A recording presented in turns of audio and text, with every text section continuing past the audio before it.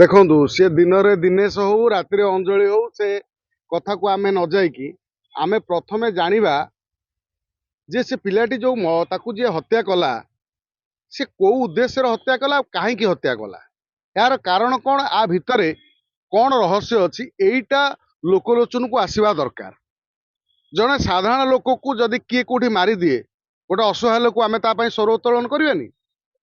ଯେତେବେଳେ ଗୋଟେ ସନ୍ଧ୍ୟା ସମୟରେ ସିଏ କିନ୍ନର ବେଶରେ ଠିଆ ହେଇଥିଲା କି କଣ, ତାକୁ ଯେତେବେଳେ ଜଣେ ଛୁରୀ ମାରି ଦଉଛି ଭୁବନେଶ୍ୱର ଉପକଣ୍ଠରେ, ଇଏ ଭଳି ଗୋଟେ ମାନେ କଣ ଦୁର୍ଦ୍ଦଶ କାଣ୍ଡ ଆମେ ଯାହା ଦେଖିଲେ, ଇଏ କାଣ୍ଡଟିଏ ଆମକୁ ସମସ୍ତଙ୍କୁ ଆଶ୍ଚର୍ଯ୍ୟ କରୁଛି। ବର୍ତ୍ତମାନ ଭୁବନେଶ୍ୱର ଆଖପାଖ ଅଞ୍ଚଳ, ବିଶେଷ କରି ଭୁବନେଶ୍ୱର କ୍ରାଇମ ଜୋନ ପାଲଟିଛି। ଲଗାମ ନାହିଁ କ୍ରିମିନାଲଙ୍କର, ଆଣ୍ଟି ସୋସିଆଲଙ୍କ ଉପରେ ପୋଲିସର। ତେଣୁ ଏଭଳି ସ୍ଥିତିରେ ଯଦି ଜଣେ ଅସହାୟ କିନ୍ନରକୁ ହତ୍ୟା କରିଦିଆ ହେଇଛି, ତା ପାଇଁ ଯେତେବେଳେ କିନ୍ନର ସଂଘ ଏହାର ଦାବି କରୁଛି, ବାସ୍ତବରେ ଯଦି ଠିକ ସେ ଦାବି କରେ ନିହାତି ଭାବେ ତାକୁ ନ୍ୟାୟ ମିଳିବା କଥା। ବର୍ତ୍ତମାନ 3 ଦିନ ହେଲା ପୋଲିସ ସନ୍ଧାନୀ କୁକୁର ଖୋଜୁଥିଲା, କୁକୁର କେତେ ବାଟ ଖୋଜିଲା, କଣ ସୁରାଗ ପାଇଲା, ବର୍ତ୍ତମାନ ସୁଦ୍ଧା ପୋଲିସ ଏହାକୁ ଜଣେଇଲାନି ସର୍ବସାଧାରଣ ପ୍ରେସ ମିଟ୍ କରି। ଏହା ପଛରେ କାରଣ କଣ, କ୍ରିମିନାଲ କିଏ, ଜଣେ ଥିଲେ ନା ଆଉ ତା ସାଙ୍ଗରେ ଏକାଧିକ ଥିଲେ, ଇଏ ଲୋକଲୋଚନକୁ ଆସିବା ଦରକାର। ଆମେ ଭୁବନେଶ୍ୱରରେ ଦେଖୁଛନ୍ତି ଯୋଉ ଭଳି ଘଟଣା ସବୁ ଘଟୁଛି, ମାନେ କେହି ଆଉ କାହାକୁ ଡର ନାହିଁ। ବର୍ତ୍ତମାନ ଉତ୍ତରପ୍ରଦେଶ, ବିହାରରେ ଯାହା ଆମେ ଘଟଣା ଦେଖୁଥିଲେ, ବର୍ତ୍ତମାନ ଓଡ଼ିଶାରେ ସେଇଭଳି ପରିସ୍ଥିତି ଦେଖୁଛନ୍ତି। ଏମାନଙ୍କ ଭିତରେ ଡର କାହିଁକି, ପୋଲିସର ଡର ନାହିଁ, ପ୍ରଶାସନର ଡର କାହିଁକି ନାହିଁ, ଆଉ ସରକାରଙ୍କର ଡର କାହିଁକି ଲୋକ ଏମାନେ କ୍ରିମିନାଲଙ୍କ ଉପରେ ନାହିଁ, ଆଶ୍ଚର୍ଯ୍ୟ ଲାଗୁଛି। ଯଦି ଏଠି ଆମେ ଦେଖୁଛନ୍ତି ମୋ ବସ୍ କୋଉଭଳି ଚେପା କରିଦେଲା ଗୋଟେ ଅଟୋବାଲାକୁ, ଶିଲା ପଟ୍ଟନାୟକକୁ ଗୋଟେ କୋଉଭଳି ବସ୍ ଚେପା କରିଦେଲା, ମାରିଦେଲା, କଣ ମିଳିଲା ନା 4 ଲକ୍ଷ ଟଙ୍କା। ମଣିଷର ଗୋଟେ ମୁଣ୍ଡର ଗୋଟେ ମୂଲ୍ୟ ହଉଛି 4 ଲକ୍ଷ ଟଙ୍କା। ପୁରୀରେ ସେ ଘଟଣା ଆମେ ଦେଖିଲେ, ଜଣେ ଶବ ପୋଡ଼ିବାକୁ ଯାଇଥିଲେ, ଶବ ହେଇକି ଆସିଲା, କଥା ପଥାରେ ସିଏ ଗୋଟେ ପିଲାଟିଏ ତା ବେକରେ ଛୁରୀ ମାରି ଦଉଛି। ମାନେ କାହିଁକି, ଆ ପଛରେ କାରଣ କଣ? ଅତ୍ୟଧିକ ନିଶା ସେବନ, ଅତ୍ୟଧିକ ନିଶା ଉପରେ ଲଗାମ ନାହିଁ। ଯୋଉ ଭଳି ନିଶା ବ୍ୟବହାର ହଉଛି ଓଡ଼ିଶାରେ, ବର୍ତ୍ତମାନ ଯୋଉ ଭଳି ନିଶା କାରବାର ହଉଛି, ଏହା ଉପରେ କୋଉଠି ନା କୋଉଠି ରୋକ ନାହିଁ। ଆମେ ବାଂଲାଦେଶୀ ରୋହିଙ୍ଗ୍ୟା କଥା କଣ କହିବା? ଏଠି ଯେତେବେଳେ ଆମ ଲୋକମାନଙ୍କ ଭିତରେ ଯୋଉ ଦୁର୍ଦାନ୍ତ ଅପରାଧୀ ସବୁ ଅଛନ୍ତି ସମାଜରେ, ସେମାନଙ୍କ ଉପରେ ଯେତେବେଳେ ରୋକ ନାହିଁ, ତାହେଲେ ତାଙ୍କୁ ଧରିବ କିଏ?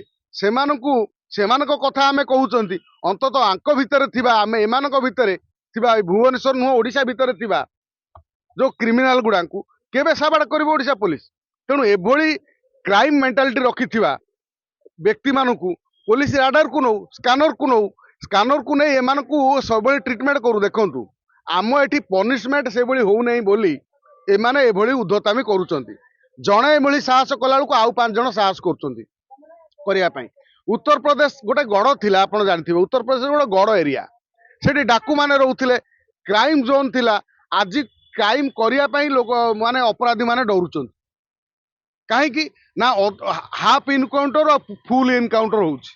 ଆଉ ଯୋଉ ଲୋକଟି ଧରା ପଡୁଛି, କମ ସେ କମ ସିଏ 1 ବର୍ଷ ତା ପାଦରେ ଚାଲି ପାରିବ ନାହିଁ, ଏଭଳି ତାଙ୍କୁ ଟ୍ରିଟମେଣ୍ଟ କରାହଉଛି। ଆମ ଓଡ଼ିଶାରେ ସେଭଳି ଟ୍ରିଟମେଣ୍ଟ ନାହିଁ। ନବୀନ ବାବୁ ଚୁପ ହେଇକି ବସିକି ରହୁଥିଲେ 24 ବର୍ଷ, ଚାଲିଗଲା ସେମିତି, ଯେତେ ଯାହା ଅପରାଧ ଯୋଉଠି ଯାହା ଯିଏ ଯାହାକୁ ପାରୁଥିଲା ମାରୁଥିଲା। ବର୍ତ୍ତମାନ ମୋହନ ମାଝୀ ଆସିଲା ପରେ ନବୀନ ବାବୁ ଠାରୁ ଆହୁରି ଚୁପ, ବର୍ତ୍ତମାନ ଖୁଲମ ଖୋଲା ଛାଡି ଦେଇଛନ୍ତି ଅପରାଧୀ ମାନଙ୍କୁ। ଯିଏ ଯୋଉଠି, କାହିଁକିନା ମଦ ଦୋକାନ ଖୋଲିଦେଲେ, ବିଭିନ୍ନ ନିଶା ଉପରେ ଲଗାମ ନାହିଁ। ଯୋଉ ନିଶା ଯିଏ ଯେତେବେଳେ ଚାରିଆଡେ ମିଳୁଛି ଖାଇଲେ, କାହିଁକିନା କଣ୍ଟ୍ରୋଲ ବର୍ତ୍ତମାନ ଏମାନଙ୍କୁ ନାହିଁ, କାହିଁକିନା ଅପରାଧୀ ବର୍ତ୍ତମାନ କଣ୍ଟ୍ରୋଲ ହେଇପାରୁନାହାନ୍ତି ବର୍ତ୍ତମାନ ସରକାରଙ୍କର। ସରକାର ସେଭଳି କଡା ନିଷ୍ପତ୍ତି ବା ପୋଲିସକୁ ସେଭଳି କଡା ଆଦେଶ ଦଉନାହାନ୍ତି ଯେ ଏନକାଉଣ୍ଟର 1, 2, 4ଟା ଖଣ୍ଡୁ ଗୋଡେଇ କଲା ପରେ ଇଏ ସବୁ ଥଣ୍ଡା ହେଇଯିବେ, ଘରେ ବସିବେ, ପାଟରୁ ବଚା ବାହାରିବନି, ଆଉ କ୍ରାଇମ କରିବାକୁ ଏମାନେ ଡରିବେ। କିନ୍ନରଟିଏ ଯେତେବେଳେ ହତ୍ୟା ହେଇଛି, ତା ବାପ ଯଦି କହୁଛି ସେ ପୁଅଟେ କି ସିଏ ସେଠି ଝିଅଟେ ହଉଥିଲା, କିନ୍ନର ମାନେ ପୁଅ କି ଝିଅ ଆମେ ତ ସେ ବାବଦରେ ବିଶ୍ଳେଷଣକାରୀ ବୈଜ୍ଞାନିକ ନୁହଁ, ଆମେ ଜାଣିନାହାନ୍ତି। ତଥାପି ଆମେ ଧନ୍ୟବାଦ ଦେବା କିନ୍ନର ସଂଘର ସଭାପତି ଯିଏ ଆମର ଅଛନ୍ତି ମୀରା ପରିଡ଼ା, ଆମର ସମାଜସେବୀ ପ୍ରତାପ ସାହୁ, ମେଘନା, ଆଉ ଯୋଉ କିନ୍ନର ମାନେ ତାଙ୍କର ଏଇ କିନ୍ନରଟି ପାଇଁ, ଅଞ୍ଜଳି କିନ୍ନର ପାଇଁ ଲଢୁଛନ୍ତି, ବାସ୍ତବରେ ସେମାନଙ୍କର ତାଙ୍କୁ ଆହୁରି ଆମେ ସାହସ ଦେବା, ତାଙ୍କୁ ଆହୁରି ସମର୍ଥନ ଜଣେଇବା।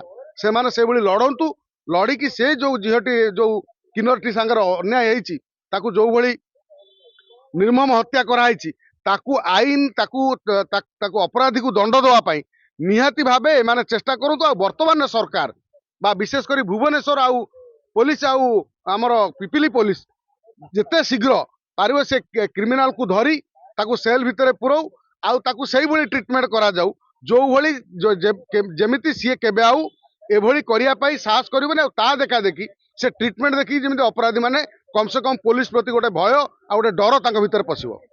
देश विदेश कोण अनुकोणर टेक्निक खबर देखंतु आम सह यूट्यूब फेसबुक और इंस्टाग्राम रे आमको देखंतु लाइक शेयर और सब्सक्राइब करने को आद्यम भूलंतुनी।